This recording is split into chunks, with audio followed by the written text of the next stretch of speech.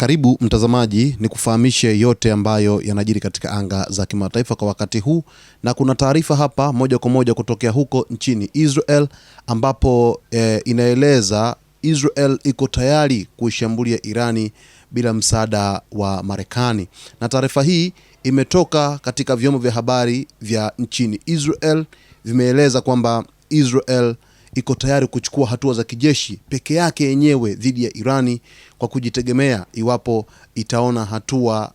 hiyo ni muhimu zaidi, kwa mujibu wa taarifa ambayo imechapishwa na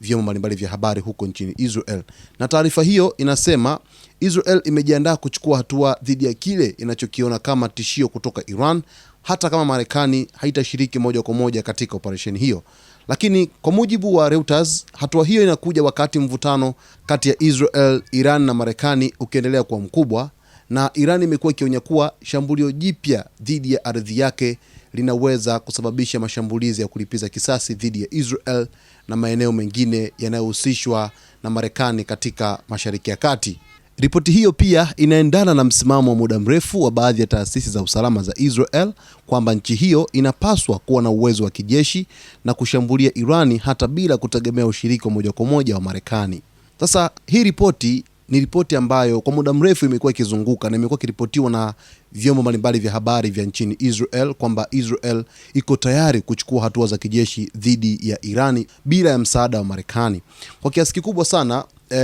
tumeona katika vita vyote ambavyo Israel imekuwa ikipigana na Irani, Marekani amekuwa akiingia katika vita hiyo na kutoa msaada mkubwa sana wa kijeshi. Kwanza, msaada wa kiintelijensia, Marekani pia amekuwa akitoa taarifa za kijasusi kwa Israel, japokuwa Israel imesheheni sana kwenye upande wa ujasusi. Lakini kwa upande wa pili, Marekani amekuwa akitoa msaada wa mifumo ya ulinzi, lakini pia amekuwa akitoa msaada wa nyenzo za mapigano, hapa nikimaanisha ndege za kivita, makombora, pamoja na hata usaidizi wa jeshi kwa wakati mwingine, na mashambulizi yamekuwa kiratibiwa kwa nchi zote mbili kwa ushirikiano mkubwa sana. Sasa kwa hivi sasa Israel, kutokana na pingamizi la rais wa Marekani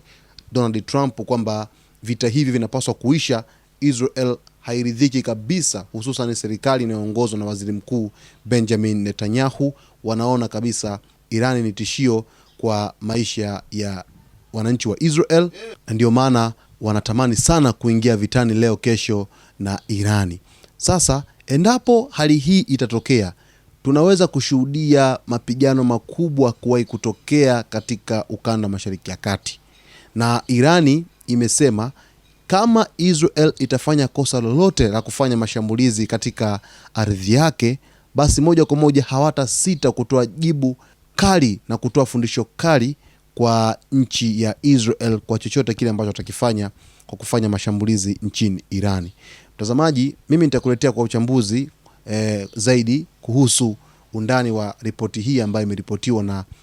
vyombo mbalimbali vya habari nchini Israel kwamba Israel iko tayari kuchukua hatua za kijeshi peke yake bila ya msaada wa Marekani kushambulia Jamhuri ya Kiislamu ya Iran.